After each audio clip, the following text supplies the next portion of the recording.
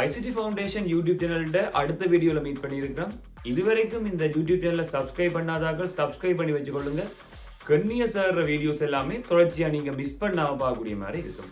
YouTube சேனல்ன்றதை விட Instagram, Telegram, Facebook, TikTok இந்த எல்லா சோஷியல் மீடியாலுமே எங்களோட ICT ஃபவுண்டேஷன்ன்றது அவைலபிளா இருக்கும்.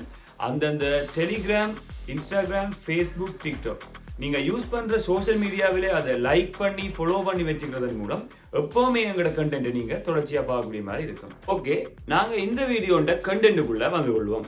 A-level சிலபஸ் அல்லது அதுக்கு மேற்பட்ட சில எங்களுடைய எஜுகேஷன்ஸ்ல ஆப்பரேட்டிங் சிஸ்டம் என்ற பாடத்தில் இந்த மெமரி கால்குலேஷன் சிலதுகள் நாங்க செய்ய வேண்டி வரும்.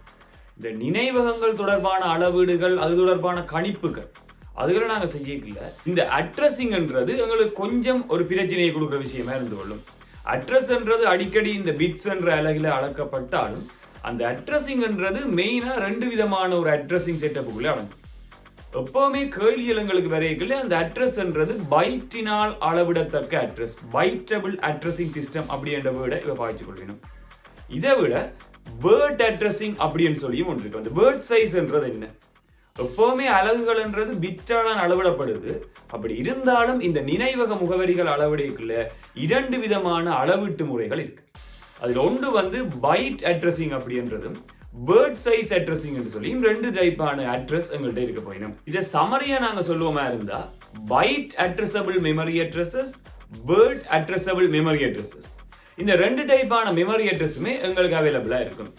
இதை பற்றி இந்த வீடியோல கொஞ்சம் டீப்பா பார்த்துட்டு வரும். அது ரெண்டுக்கும் இடையிலான வேறுபாடுகள் என்ன, அவை ரெண்டுக்கும் இடையிலான டெபினிஷன்ஸ் என்னென்ன, அதை விட இந்த ரெண்டு பேருக்கும் இடையிலான வேறுபாடுகளை வச்சுக்கொண்டு கேள்விகளை வேற வேறையா பார்க்கல என்னென்ன பிரச்சனைகள் வர போயிடும். இதை பற்றி இந்த வீடியோல கொஞ்சம் தெளிவா நாங்க பார்த்துட்டு வருவோம். முதலாவதா இந்த வீடியோல நாங்கள் சில விஷயங்களை தெளிவுபடுத்தி கொண்டு வருவோம். Byte addressable memory. Byte addressable அப்படின்றது வந்து ஒரு பைட்டால மெமரி அட்ரஸ் அளவிடுறது. ஒரு நிலையான அளவீடுன்னு சொல்லி எங்கள்கிட்ட இருக்கும்.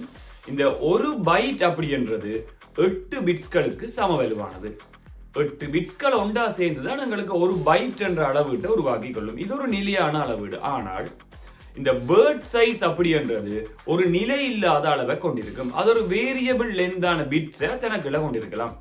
இந்த பிட்ஸ்களின் எண்ணிக்கை, அதாவது ஒவ்வொரு ப்ரொசஸரும் அவைண்ட கொள்திறன், அவைண்ட வினைத்திறனுக்கு ஏற்ற மாதிரி இந்த வேர்ட் சைஸ்ன்றதை மாற்றிக்கொள்ளும். இன்றைக்கு நாங்கள் பயன்படுத்தி கொண்டிருக்கிற எல்லா சிபியுமே 32, 64 பிட்ஸ்களை உடைய வேர்ட் சைஸை கொண்டிருக்கு.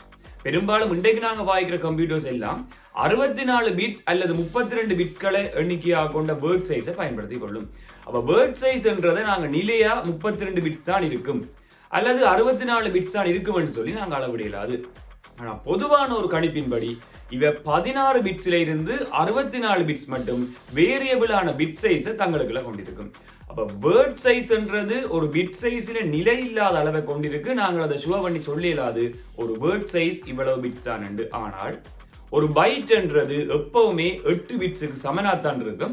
அந்த ரெண்டு மெஷர்மெண்ட்ஸும் நான் இங்க மென்ஷன் பண்ணிருக்கேன், நீங்க அதை பார்க்கலாம். சோ இந்த இடத்துல நாங்க சமரியா சொல்ல வாரது, ஒரு வேர்ட் சைஸ்ன்றது நிலை இல்லாமல் இருக்க போது அதன் பிட் அளவு அல்லது அதை வச்சுக்கொண்டு அளவிடக்கூடிய பைட் அளவுன்றது மாறிக்கொண்டே இருக்கும். ஆனால் ஒரு பைட்ன்றது எப்பவுமே 8 பிட்ஸ்களுக்கு சமவலுவா இருக்கும். உதாரணத்துக்காக ஒரு வேர்ட் அப்படின்றதின் அளவை நான் 32 பிட்ஸா இருக்கும் அப்படின்னு எடுத்துக்கொள்வேனா இருந்தா, ஒரு CPU பயன்படுத்துகின்ற வேர்டின் அளவுன்றது 32 பிட்ஸ்களாக இருக்குமாக இருந்தால் அதுல 4 பைட்கள் இருக்கு. அப்ப அந்த CPU பயன்படுத்துகின்ற வேர்ட் சைஸ் அப்படின்றது 4 பைட்டுக்கு சமனா இருக்கும்.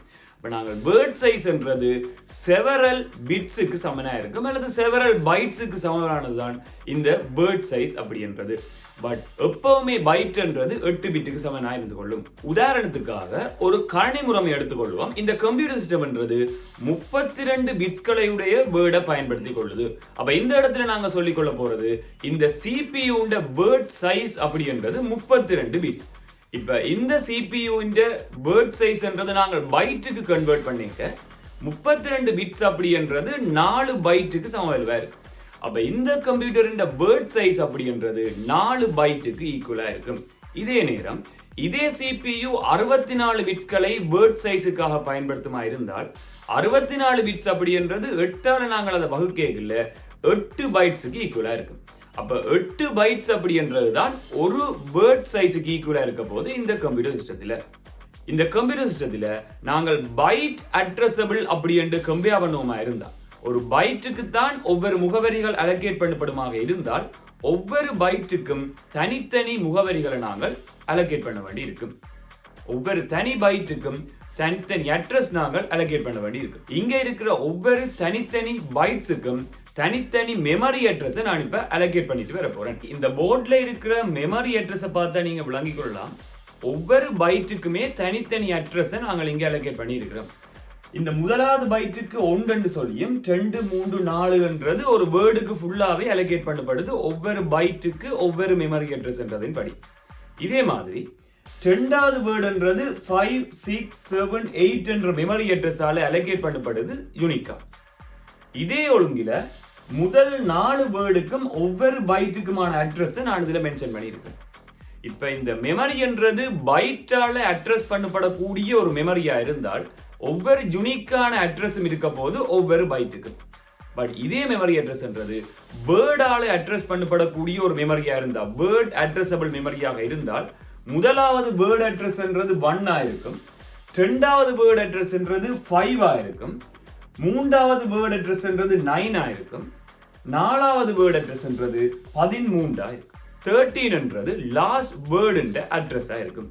இதுதான் ஒரு பைட் அட்ரஸபிள் மெமரி அட்ரஸுக்கும் வேர்ட் அட்ரஸபிள் மெமரி அட்ரஸுக்குமான டிஃபரன்ஸ். இப்படி பைட்டுக்கு தனியா ஒவ்வொரு அட்ரஸ் கொடுப்பமா இருந்தா அது பைட் அட்ரஸபிள் மெமரி என்று சொல்லியும், வேர்டுக்கு தனித்தனி அட்ரஸ் ப்ரொவைட் பண்ணப்படுமா இருந்தால் அது வேர்ட் அட்ரஸபிள் மெமரி அட்ரஸ் என்று சொல்லியும் கன்சிடர் பண்ணப்படும். கொமனா எங்கட கொஸ்டின்ஸ் பேப்பர்ல ஏ லெவலா இருக்கலாம், அதுக்கு பிறகு நாங்கள் செய்யற சில கால்குலேஷன்ஸா இருக்கலாம், எல்லா இடமே பைட்டபிள் மெமரி அட்ரஸ் அப்படின்ற ஒரு கான்செப்டை யூஸ் பண்ணிக்கலாம். ஒவ்வொரு பைட்டுக்கும் தனித்தனி மெமரி அட்ரஸ் என்றது யூஸ் பண்ணப்பட போதும். அதோட சம்பந்தப்பட்ட ஒரு கேள்வி ஒன்று சும்மா சாம்பிளுக்காக பார்த்துட்டு வருவோம். அதுல எப்படி நாங்கள் இந்த மெமரி அட்ரஸை வச்சுக்கொண்டு எங்களோட பேசிக் கால்குலேஷனை செய்யறோம்னு பார்த்துட்டு வருவோம். ஒரு எக்ஸாம்பிளுக்காக நாங்கள் ஒரு சின்ன கேள்வி ஒன்று பார்த்துட்டு வருவோம். இந்த கணனி முறைமை ஒன்று உதாரணத்துக்காக எடுக்கிறோம். இந்த கம்ப்யூட்டர் சிஸ்டம்ன்றது 5 பிட்ஸ் 5 பிட்ஸ்களை பயன்படுத்திக் கொள்வது நினைவக முகவரிக்காக. இங்கு நினைவக முகவரி எல்லாம் பைட்டினால் அளவிடப்படுது. பைட்டால் அளவிடத்தக்க ஒரு கணனி முறைமை இருக்குது. அந்த கணனி முறைமையில 5 பிட்ஸ்களை பயன்படுத்தி நாங்க என்ன செய்யறோம், ஒரு நினைவக முகவரியை அளவிடுறதுக்காக பயன்படுத்துறோம். இப்ப உங்கள்கிட்ட கேட்கிற கேள்வி என்னன்னு சொன்னால், அந்த நினைவகம், அந்த கம்ப்யூட்டர் மெமரியின் டோட்டல் கெப்பாசிட்டி எவ்வளவு? 5 பிட்ஸை பயன்படுத்தி ஒரு நினைவகத்தின் முகவரி, ஒரு மெமரி அட்ரஸை நீங்க மெஷர் பண்ணலாமா இருந்தால் டோட்டல் கெப்பாசிட்டி எவ்வளவு அந்த மெமரியின்? இதுதான் அந்த கேள்வி. இதுக்கான ஆன்சரை நாங்கள் இப்ப எப்படி செய்யலாம்னு பார்த்துட்டு வருவோம். சோ இந்த டயக்ராம்ல நான் மென்ஷன் பண்ணி இருக்கிறேன், ஒரு மெமரி சைஸ்ன்றது ஒரு பைட்டால் அளக்கிறோம். ஏண்டவர் தமிழ் சொல்லி இருக்கிறார், இந்த நினைவகத்தை எல்லாமே பைட்டினால் அளவிடத்தக்கது, பைட்டபிள் மெமரி அட்ரஸ். அடுத்தது இந்த கணனி முறைமையில இருக்கிற ஒவ்வொரு பிளாக்கும், அதாவது ஒவ்வொரு மெமரியின் ஒவ்வொரு லொகேஷனுமே 5 பிட்ஸ் 5 பிட்ஸ்களால அளவிடப்படுது. இந்த 5 பிட்ஸ்களை பயன்படுத்தி டோட்டலா நாங்கள் 10 5ஆம் அடுக்கு வித்தியாசமான முகவரிகளை உருவாக்கலாம். இந்த மெமரி பிளாக்குக்கு 5 பிட்ஸை பயன்படுத்தி ஒரு முகவரி உருவாக்குவீங்க. அதே மாதிரி வெவ்வேறாக காணப்படக்கூடிய 10 5ஆம் அடுக்கு முகவரிகள் வெவ்வேறாக உருவாக்கப்பட முடியும். அப்ப 2 to the power 5 memory addresses நீங்க வேறையா கிரியேட் பண்ணி கொள்ளலாம். 10 5ஆம் அடுக்கு வெவ்வேறான முகவரிகளை நாங்கள் புதிதாக உருவாக்கலாம். இப்ப ஒரு முகவரி என்றது ஒரு பைட்டால் அளவிடக்கூடிய மாதிரி இருக்குமா இருந்தால் 10 5ஆம் அடுக்கு மெமரி அட்ரஸும் டோட்டல் சைஸ் 10 5ஆம் அடுக்கு பைட் நினைவகங்களாக கருதப்படும். 10 5ஆம் அடுக்கு மொத்த கொள்ளளவுடைய நினைவகம் உங்களுக்கு உருவாக்கப்படலாம். இனி இதை சால்வ் பண்ணுவீங்களா இருந்தா உங்களுக்கு டோட்டலா வரப்போற ஆன்சர் 32 பைட் அப்படின்றது ஒரு நினைவகத்தின் டோட்டல் கெப்பாசிட்டியா இருந்து கொள்ளும். இந்த மாதிரி நாங்கள் ஒரு பைட் அட்ரஸபிள் மெமரியின் கால்குலேஷனை செய்யக்கூடிய மாதிரி இருக்கும். ஸோ இந்த வீடியோல நாங்க byte addressable, word addressable memory address பற்றி பார்த்திருந்தோம். இந்த மெமரி அட்ரஸ் கால்குலேஷன் அல்லது நான் இனிஷியலா சொன்ன அந்த டெஃபினிஷன்ஸ் ஏதாவது விளங்காட்டிக்கு கமெண்ட்ஸ்ல சொல்லிக் கொள்ளுங்க. அடுத்த வீடியோல நான் அதை கிளியர் பண்றதுக்கு ட்ரை பண்ணி கொள்றேன். இதை விட சோசியல் மீடியால எப்பவுமே டச்சில் இருந்து கொள்ளுங்க. புதுசா வர்ற கண்டென்ட் எல்லாம் உடனே அப்டேட் பண்ணி கொள்ளுங்க. நீங்க அதுல பார்த்து கொள்ளலாம்.